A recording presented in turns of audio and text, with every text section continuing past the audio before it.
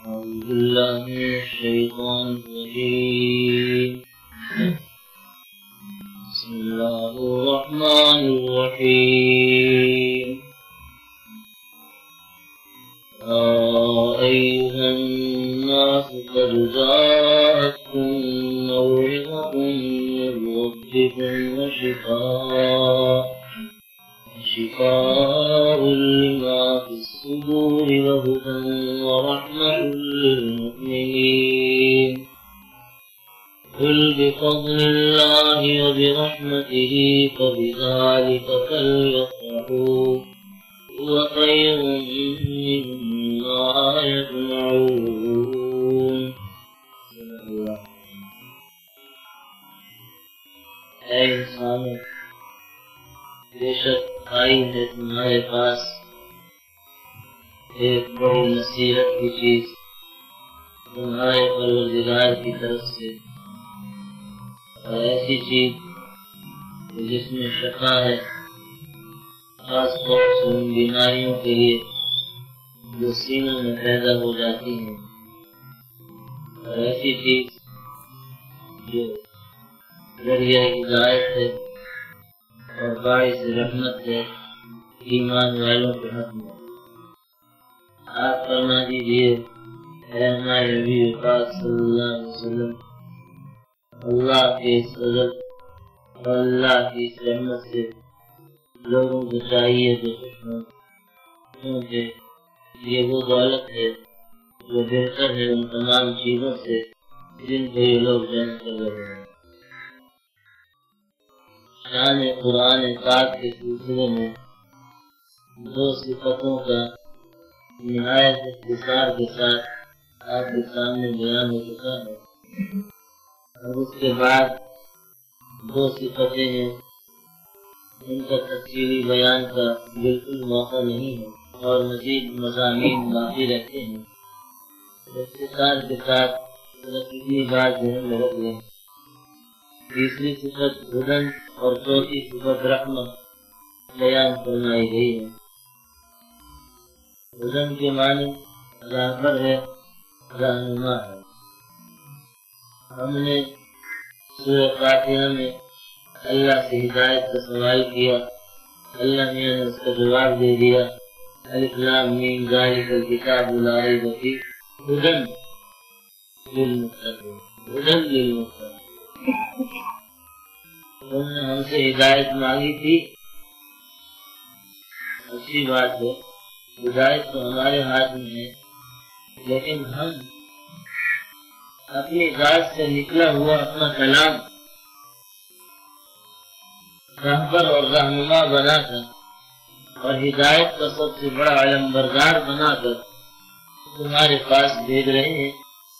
جس کی حفاظت کا ذمہ ہم نے لے لیا ہے، اس کے زبردست سب کی حفاظت کا ذمہ ہے،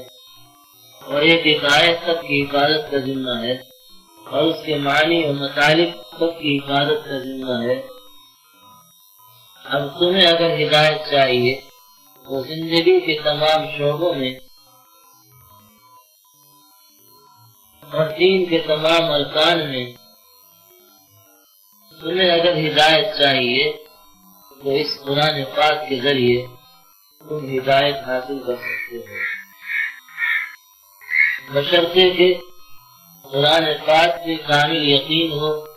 ایمان ہو، قرآن پاک کی تلاوت ہو، اس کو سمجھنے کی کوشش کرو اور اس پر عمل کا ارادہ ہو، پختہ عمل کا ارادہ ہو،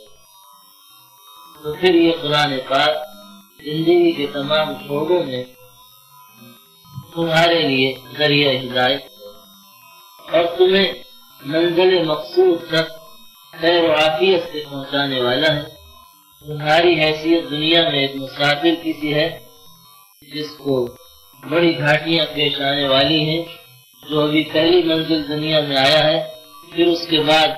موت کی گھاٹی ہے اور قبر میں پھر جانا ہے، عالم برزخ میں، پھر قیامت کے دن خدا کے سامنے پیشی دینی ہے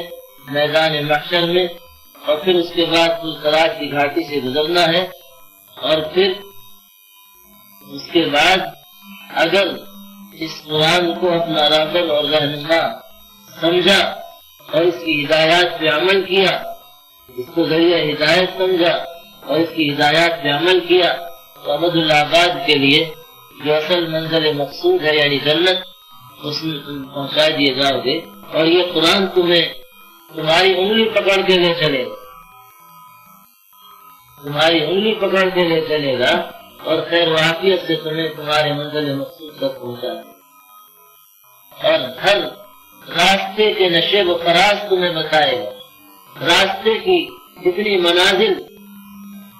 اے مسافروں تمہارے راستے میں جتنی گھاٹیاں آنے والی ہیں قرآن تمہیں تفصیل سے بتائے گا، موت کے بارے میں بتائے گا۔ دنیا میں اگر کوئی گھاٹیاں آتی ہیں انسان پر خدا کی طرف سے، ان کے بارے میں تمہیں ہدایات دے گا، موت کی گھاٹی کے بارے میں تمہیں بتائے گا، قبر کے بارے میں تمہیں بتائے گا، میدان محشر کے بارے میں تفصیلات تمہیں قرآن بتائے گا، پلسرات کی گھاٹی میں تم کو بتائے گا، اور جنت کے بارے میں تم کو بتائے گا، اور دوزخ کے بارے میں تفصیلات تم کو بتائے گا، تاکہ تم آنکھیں کھول کر اور اس راہبر اور رہنما کا دامن پکڑ کر تم خیر و عافیت کے ساتھ ان منزل مقصود تک پہنچ جاؤ۔ جیسا یہ کہتا ہے ویسے چلتے رہو، جو کچھ یہ کہتا ہے اس کو مانتے رہو، اور پھر جس طرح یہ کہتا ہے اس طرح چلتے رہو۔ اور اس کی تفصیلات اگر تمہیں چاہیے تو دوسرا قرآن ہم نے دنیا میں اتارا، وہ سرکار دو عالم صلی اللہ علیہ وسلم کی ذات مقدسہ ہے۔ یہ قرآن علمی شکل میں ہے، اور وہ قرآن کی عملی تفسیر ہے سرکار دو عالم صلی اللہ علیہ وسلم کی حیات مقدسہ۔ دنیا میں خدا نے دو قرآن اتارے ہیں، ایک علمی شکل میں اتارا ہے اور ایک عملی شکل میں اتارا ہے۔ علمی شکل میں یہ قرآن پاک ہمارے سامنے ہے، اور عملی شکل میں حضور پاک صلی اللہ علیہ وسلم کی حیات مقدسہ ہے، اس کی حفاظت کا ذمہ بھی خدا نے لے رکھا ہے، اور قیامت تک حضور پاک صلی اللہ علیہ وسلم کی ایک نقل و حرکت باقی ہے، آپ نے کس عمل کو کس طریقے سے کیا۔ اور پھر قرآن پاک میں تو اجمال ہے، اختصار ہے، اور تفصیلات قرآن کہہ رہا ہے کہ تفصیلات کے لیے قرآن خود کہہ رہا ہے کہ اطیعوا اللہ واطیعوا الرسول، اللہ کی بھی اطاعت کرو، اللہ کے رسول صلی اللہ علیہ وسلم کی بھی اطاعت کرو، اور من یطیع الرسول فقد اطاع اللہ، جو اللہ کے رسول کی اطاعت کرے گا حقیقت میں اس نے اللہ ہی کی اطاعت۔ اور تمہیں اگر اللہ سے محبت ہے تو ہمارے نبی پاک صلی اللہ علیہ وسلم کی اتباع اختیار کرو۔ ہماری منشا کیا ہے؟ الفاظ کی شکل میں ہم نے قرآن میں بتا دیا، اور ہماری منشا کیا ہے؟ اس کی عملی تفسیر کے لیے ہم نے رسول پاک صلی اللہ علیہ وسلم کو دنیا میں بھیج دیا۔ تو قرآن کے ذریعے انسانوں کو ہدایات ملیں گی، عقائد کیسے ہونے چاہیے۔ سب سے پہلے تو تمہاری اصلیت کیا ہے، تمہاری حقیقت کیا ہے، تمہیں کس نے پیدا کیا ہے، تمہارا پیدا کرنے والا کیسا ہے، اور تم نے کن کن منازل کو عبور کرنا ہے، کون کون سی گھاٹیوں سے گزرنا ہے، اور ہمیشہ کے لیے خدا نے انسانوں کے لیے رہنے کی جگہ کون سی بنائی ہے، یہ جنت ہے یا دوزخ۔ اور پھر تم دوزخ سے بچنا چاہتے ہو، جنت میں جانا چاہتے ہو، دنیا میں سب سے پہلے دنیا میں سکون چین اطمینان کی زندگی چاہتے ہو، عافیت چاہتے ہو، خیریت چاہتے ہو، موت کی تمنا، موت تمہارے لیے محبوب بن جائے اگر تم یہ چاہتے ہو، اور قبر تمہارے لیے جنت کا باغ بن جائے اگر تم یہ چاہتے ہو، اور قیامت کے میدان میں اللہ کے عرش کا سایہ تم کو نصیب ہو جائے، اور تمہیں بغیر حساب کے جنت میں داخل کر دیا جائے، یا تمہارے لیے آسان کا حساب لے لیا جائے۔ دوسرے ملک سے آتے ہیں نا، یہ کسٹم آفیسروں سے واسطہ پڑتا ہے، وہ شکل دیکھتے ہیں، سامان بعد میں دیکھتے ہیں، پہلے شکل دیکھتے۔ ایسے ہی کل میدان قیامت میں کسٹم آفیسر فرشتے ہوں گے، وہ پہلے شکل دیکھ لیں گے، یہ سفید ہے یا سیاہ؟ 14ویں رات کے چاند کی طرح یا ستاروں کی طرح، آفتاب و مہتاب کی طرح چہرہ چمک رہا ہے، اس کا چہرہ خود بتا رہا ہے، کوئی گڑبڑ نہیں ہے، سب ٹھیک ٹھاک ہے۔ اور اگر دیکھنا بھی ہے تو مسکراتے ہوئے ذرا سا نشان لگا دیے، چلو تھوڑا سا دیکھا، ادھر ادھر سے دیکھا، تھوڑا سا نام عمل۔ اور یوم تبیض وجوہ و تسود وجوہ، اس دن بعض چہرے سفید ہوں گے، روشن ہوں گے، اور بعض چہرے سیاہ ہوں گے۔ ارے سیاہ چہرے والے کو خود ہی پتہ چل جائے، اس کے حساب کتاب لینے کی مزید ضرورت کیا؟ وہ تو حجت قائم کرنے کے لیے سارا کچھ ہوگا۔ تو اگر تم وہاں عرش کا سایہ چاہتے ہو اور پلسرات کی گھاٹی سے آسانی سے گزرنا چاہتے ہو اور ہمیشہ کی دوزخ سے بچنا چاہتے ہو اور ہمیشہ کے لیے جنت میں جانا چاہتے ہو تو دیکھو قرآن کہتا ہے، میں تمہیں بتاتا ہوں، اپنے عقائد دیکھو کس طرح درست کرو، اپنی عبادات ایسی کرو، اس طرح درست کرو اپنی عبادات۔ اور عبادات کے جو شعبے ہیں، نماز ہے، روزہ ہے، حج ہے، زکوٰۃ ہے، اس کی اہمیت ہم تمہیں بتا دیتے ہیں، اور اس کی تفصیل اور تفسیر جو ہے وہ ہمارے نبی پاک صلی اللہ علیہ وسلم تم کو عملاً بتائے۔ صلو کما رأیتمونی اصلی، جیسے تم مجھے نماز پڑھتا ہو دیکھتے ہو اس طرح نماز پڑھو۔ جبرائیل امین کو بھیجا خدا پاک نے، ہمارے محبوب پاک صلی اللہ علیہ وسلم کو جا کے بتاؤ کہ آپ اپنی امت کو سمجھائیں کہ اس طرح نماز پڑھیں، اتنی نمازیں فرض ہیں، ان کی اتنی رکعتیں ہیں، اور طریقہ نماز پڑھنے کا یہ۔ اسی طریقے سے حج ہے، زکوٰۃ ہے، اور روزہ ہے، اور ساری چیزیں۔ اپنی عبادات کو درست کرو، اپنے اخلاق کو اس طرح درست کرو، تمہارے اخلاق ایسے ہونے چاہیے، تمہاری عادات ایسی ہونی چاہیے، تمہاری معاشرت ایسی ہونی چاہیے، تمہاری معیشت ایسی ہونی چاہیے، اور تمہاری کمائی اس طرح ہونی چاہیے، تمہارے اخراجات اس طرح ہونے چاہیے، اور تمہارے باہمی حقوق قرآن نے اتنی تفصیل سے بتایا ہے، ماں باپ کا کیا حق ہے، اولاد کا کیا حق ہے، زوجین کی باہمی ایک دوسرے کے کیا حقوق ہے، پڑوسیوں کے کیا حقوق ہیں، پڑوسیوں کا بھی خیال رکھو، مسافروں کا بھی خیال رکھو، یتیموں کے بھی حقوق ہیں، ساری چیزیں قرآن پاک نے سمجھائی ہیں، بتائی ہیں۔ تو یہ قرآن پاک ایک راہبر ہے، رہنما ہے۔ جو انسان خیر و عافیت سے منزل مقصود تک پہنچنا چاہتا ہے اس کے لیے قرآن کافی ہے۔ ہدایت کے لیے کافی سے مراد یہ نہیں کہ پھر نبی پاک صلی اللہ علیہ وسلم کی ضرورت نہیں، بلکہ قرآن میں تو اختصار کے ساتھ حکم دیا گیا، اور اس کی عملی تشریح اور تفسیر جو ہے وہ حضور پاک صلی اللہ علیہ وسلم کی حدیث سے، آپ کے قول سے، آپ کے عمل سے ملے۔ جس نے حضور کو مانا اور حضور پاک صلی اللہ علیہ وسلم کی احادیث کو مانا، اس نے قرآن کو بھی مانا۔ جس نے حضور پاک صلی اللہ علیہ وسلم کو نہیں مانا، آپ کی احادیث کو نہیں مانا، اس نے قرآن کو بھی نہیں مانا۔ بزرگوں کے لیے وہ وقت اتنا نہیں ہے، نہیں تو مزید کچھ تفصیلات کرتا۔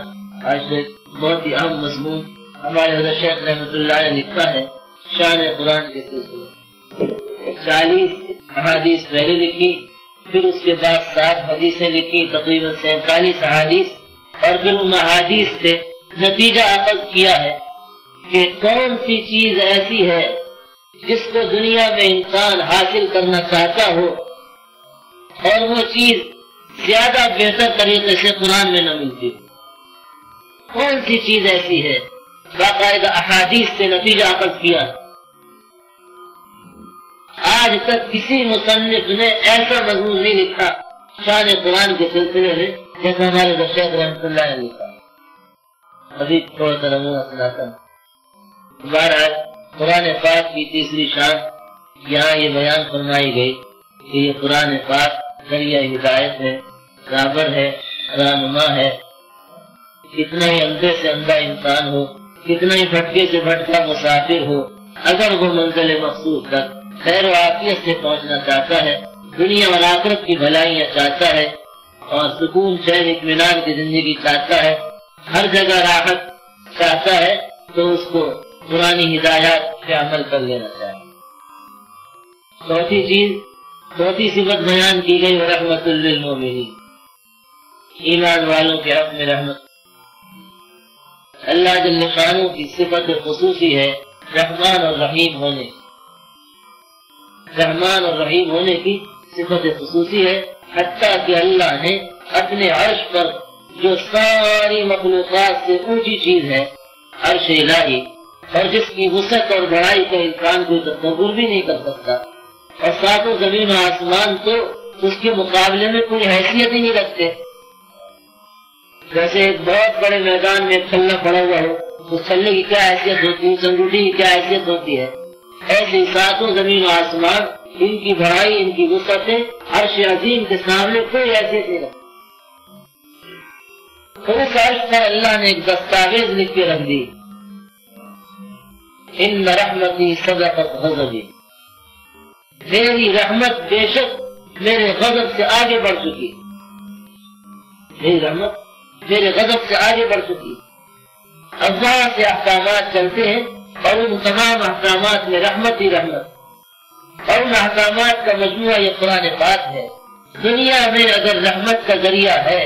خدا پاک کی رحمت کو کھینچنے والی کوئی چیز ہے سب سے زیادہ، تو وہ خدا کا وہ کلام ہے جو خدا رحمان الرحیم کی ذات سے نکلا ہوا ہے۔ خدا کی رحمتوں سے استفادے کے لیے سب سے بڑا سبب جو اس وقت دنیا میں ہے وہ خدا کا وہ کلام ہے جو ہمارے سامنے اس وقت ہے اور رحمان الرحیم کی ذات سے نکلا ہوا ہے۔ جو جتنا تلاوت کرے گا وہ اتنا خدا کی رحمت کا مستحق ہوگا۔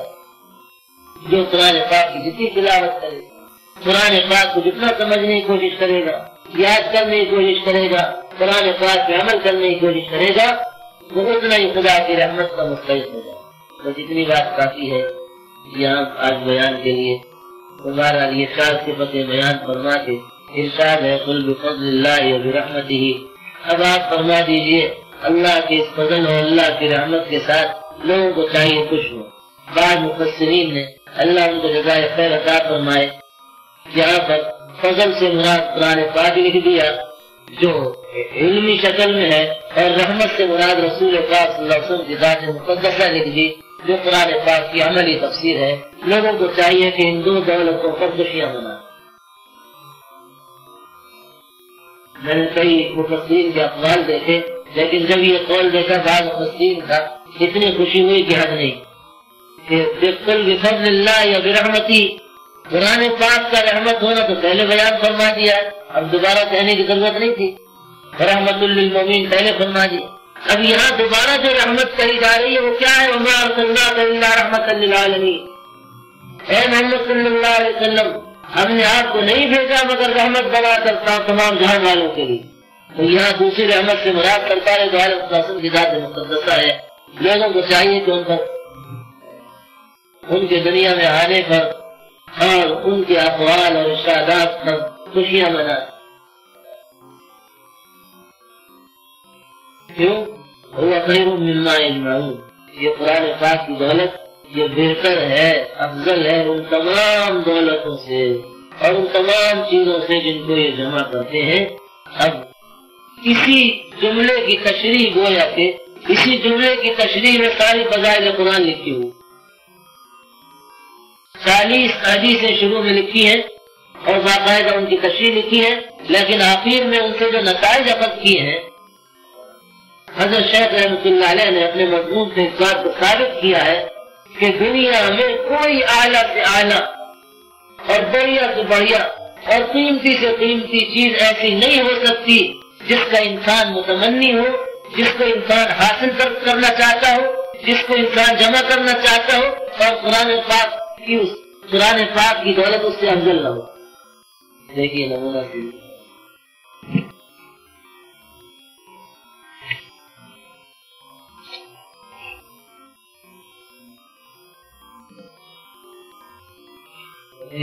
جو صاحب درمیان میں اٹھ کے جانا چاہیں بڑے شوق سے چلے جائیں، تھوڑا سا تفصیل سے حضرت نے لکھا ہے، لیکن بہت ہی عجیب مضمون ہے۔ قرآن پاک کی تلاوت تو کرتے ہیں بہت سے احباب، اس وقت تلاوت کرتے ہیں بیٹھ کے، لیکن قرآن پاک سے محبت ہونی بھی ضروری ہے، اور قرآن پاک کی عظمت دلوں میں ہونی بھی ضروری ہے، اور قرآن پاک کی شان کو سمجھنا بھی ضروری ہے، تاکہ ہمیں پتہ چلے کہ یہ کیا چیز۔ بسم اللہ الرحمن الرحیم۔ حضرت نے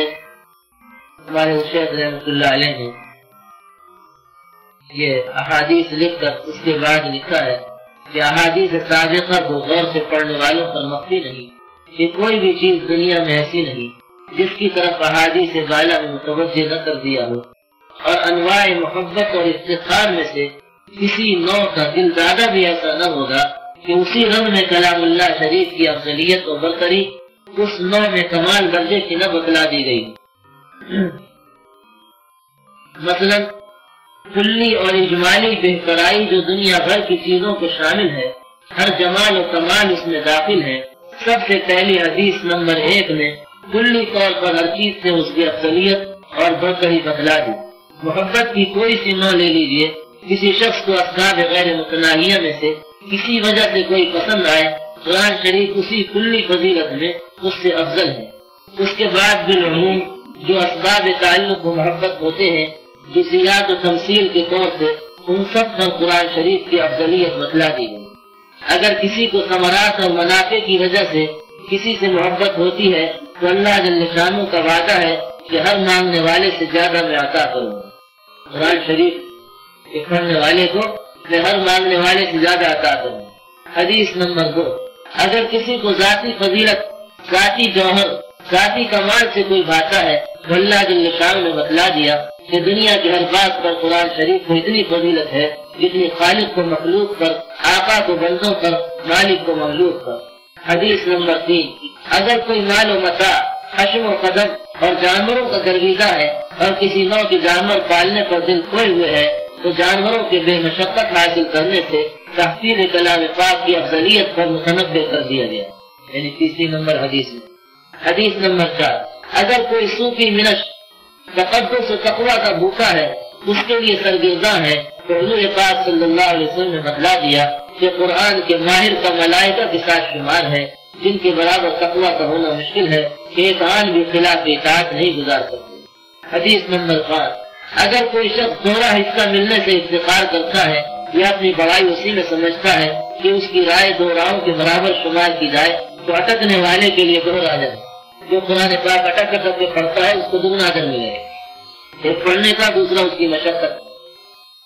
حدیث نمبر 6، اگر کوئی حافظ، یعنی جس سے مراد حدیث کا مطلب،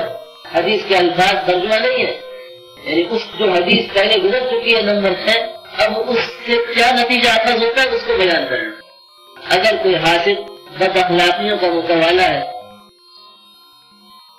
دنیا میں حسد ہی کا کوگر ہو گیا ہو، اس کی زندگی حسد سے نہیں ہٹ سکتی، تو حضور پاک صلی اللہ علیہ وسلم نے بتلا دیا کہ اس قابل جس کے کمال پر واقعی حسد ہو سکتا ہے وہ حافظ قرآن ہے۔ حدیث نمبر 7، اگر کوئی فواکہ کا متوالا ہے، جس پر جان دیتا ہے، پھل کے بغیر اس کو چین نہیں پڑتا، تو قرآن شریف ترنت کی مشابہت رکھتا ہے۔ حدیث نمبر 8،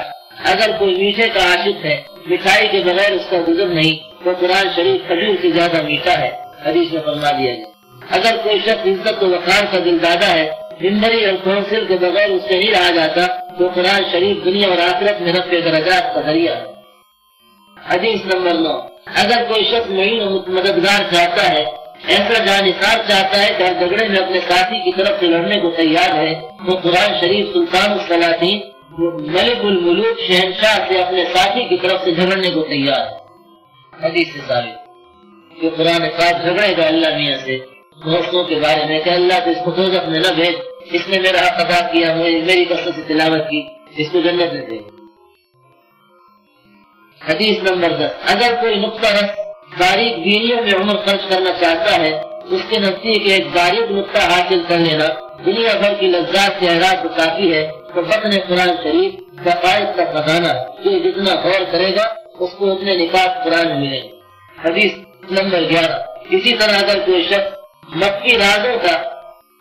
پتہ لگانا کمال سمجھتا ہے، محکمہ CID میں تجربے کو ہنر سمجھتا ہے، ہنر کپاتا ہے، تو وزن قرآن شریف ان اسرار مخفیہ پر متنبع کرتا ہے جن کی انتہا نہیں۔ اگر کوئی شخص اونچے مکان بنانے پر مر رہا ہے، 7ویں منزل پر اپنا خاص کمرہ بنانا چاہتا ہے، تو قرآن شریف 7ویں 1000 منزل پر پہنچاتا ہے۔ صاحب قرآن سے کہا جائے گا، حافظ قرآن سے ایک ہدایت پڑھ کر جا، جنت کے درجہ کو چڑھ دے، 7ویں 1000 منزل پہ پہنچ جائے۔ حدیث نمبر 12، اگر کوئی اس کا گرویدہ ہے کہ ایسی سہل تجارت کروں جس میں محنت کچھ نہ ہو اور نفع بہت سے ہو جائے، تو قرآن شریف 1 حرف پر 10 نیکیاں دلاتا ہے۔ حدیث نمبر 13، اگر کوئی کاج و سخت کا بھوکا ہے، اس کی خاطر دنیا سے لڑتا ہے، تو قرآن شریف اپنے رفیق کے والدین کو بھی وہ تاج دیتا ہے جس کی چمک دمک کی دنیا میں کوئی نظیر ہی نہیں۔ حدیث نمبر 14، اگر کوئی شعبہ بازی میں کمال پیدا کرتا ہے، آگ ہاتھ پر رکھتا ہے، جلتی دیا سلائی منہ میں رکھ لیتا ہے، تو قرآن شریف جہنم تک کی آگ کو اثر کرنے سے مانے ہے۔ حدیث نمبر 15، اگر کوئی حکام رسی پہ مرتا ہے، اس پر ناز ہے کہ ہمارے ایک خط سے فلاں حاکم نے اس ملزم کو چھوڑ دیا، ہم نے فلاں شخص کو سزا نہیں ہونے دی، اتنی سی بات حاصل کرنے کے لیے جج اور کلکٹر کی دعوتوں اور خوشامدوں میں جان و مال ضائع کرتا ہے، ہر روز کسی نہ کسی حاکم کی دعوت میں سرگرداں رہتا ہے، تو قرآن شریف اپنے ہر رفیق کے ذریعے ایسے 10 شخصوں کو جہنم سے خلاصی دلاتا ہے جن پر جہنم واجب ہو چکی ہے۔ حدیث نمبر 16، اگر کوئی خوشبو پر مرتا ہے، چمن اور پھولوں کا دلدادہ ہے، تو قرآن شریف بات چھڑ ہے۔ حدیث نمبر 17، اگر کوئی اصول کا فریفتہ ہے، خلائے مشکی میں غسل چاہتا ہو، تو کلام مجید طرح کا مشق ہے، اور غور کرو گے تو معلوم ہو جائے گا کہ اس مشق سے اس مشق کو کچھ بھی نسبت نہیں، نسبت خاطرہ بعالم پاک۔ حدیث نمبر 18، اگر کوئی جوتے کا آشنا ڈر سے کوئی کام کر سکتا ہے، ترغیب اس کے لیے کارآمد نہیں، تو قرآن شریف سے خالی ہونا گھر کی بربادی کے برابر ہے۔ حدیث نمبر 19، اگر کوئی عابد افضل العبادات کی تحقیق میں رہتا ہے اور ہر کام میں اس کا متمنی ہے کہ جس چیز میں زیادہ ثواب ہو اسی میں مشغول نہ ہو، تو قرأت قرآن افضل العبادات ہے، اور تصریح سے بتلا دیا کہ نفل نماز، روزہ، تسبیح اور تعلیل وغیرہ سب سے افضل ہے تلاوت قرآن پاک۔ حدیث نمبر 20، بہت سے لوگوں کو حاملہ جانوروں سے دلچسپی ہوتی ہے، حاملہ جانور قیمتی داموں میں خریدے جاتے ہیں، حضور پاک صلی اللہ علیہ وسلم نے متنبع فرما دیا اور خصوصیت سے اس جزء کو بھی مثال میں ذکر فرمایا کہ قرآن شریف اس سے بھی افضل ہے۔ حدیث نمبر 21، اکثر لوگوں کو صحت کی فکر دامنگیر رہتی ہے، ورزش کرتے ہیں، روزانہ غسل کرتے ہیں، دوڑتے ہیں، الگ صبح تفریح کرتے ہیں، اسی طرح سے بعض لوگوں کو رنج و غم، فکر و تشویش دامنگیر رہتی ہے۔ حضور پاک صلی اللہ علیہ وسلم نے فرما دیا سورہ فاتحہ ہر بیماری کی شفا ہے، اور قرآن شریف دلوں کی بیماری کو دور کرنے والا ہے۔ حدیث نمبر 22، لوگوں کے افتخار کے اسباب گزشتہ افتخارات کے علاوہ اور بھی بہت سے ہوتے ہیں جن کا احاطہ مشکل ہے۔ اکثر اپنے نسب پر افتخار ہوتا ہے، کسی کو اپنی عادتوں پر، کسی کو اپنے ہر دل عزیزی پر، کسی کو اپنے حسن تدبیر پر۔ حضور پاک صلی اللہ علیہ وسلم نے فرما دیا کہ حقیقت قابل افتخار جو چیز ہے وہ قرآن شریف ہے، اور کیوں نہ ہو کہ در حقیقت ہر جمال و کمال کو جامع ہے، آج خوبہ ہمدارم کو سنہا داری۔ حدیث نمبر 23، اکثر لوگوں کو خزانہ جمع کرنے کا شوق ہوتا ہے، کھانے اور پہننے میں تنگی کرتے ہیں، تکالیف برداشت کرتے ہیں، اور 99 کے پھر میں ایسے پھنس جاتے ہیں جس سے نکلنا دشوار ہوتا ہے۔ حضور پاک صلی اللہ علیہ وسلم نے ارشاد فرما دیا کہ ذخیرے کے قابل کلام پاک ہے، جتنا دل چاہے آدمی جمع کر لے کہ اس سے بہتر کوئی خزانہ نہیں۔ حدیث نمبر 24، اسی طرح اگر برقی روشنیوں کا آپ کو شوق ہے، آپ اپنے کمرے میں 10 کمکمے بجلی کے اس لیے نصب کرتے ہیں کہ کمرہ جگمگا اٹھے، تو قرآن شریف سے پڑھ کر نورانیت کس چیز میں ہو سکتی ہے۔ حدیث نمبر 25، اگر آپ اس پر جان دیتے ہیں کہ آپ کے پاس ہدایہ آیا کرے، دوست روزانہ کچھ نہ کچھ بھیجتے رہا کرے، تو آپ توسیع تعلقات اسی کی خاطر کرتے ہیں۔ جو دوست آشنا اپنے باغ کے پھلوں میں آپ کا حصہ نہ لگائے تو آپ اس کی شکایت کرتے ہیں، تو قرآن شریف سے بہتر تحائف دینے والا کون ہے کہ سکینہ اس کے پاس بھیجی جاتی ہے۔ بس آپ کے کسی پر مرنے کی اگر یہی وجہ ہے کہ وہ آپ کے پاس روزانہ کچھ نذرانہ لاتا ہے، تو قرآن شریف میں اس کا بھی بدل ہے۔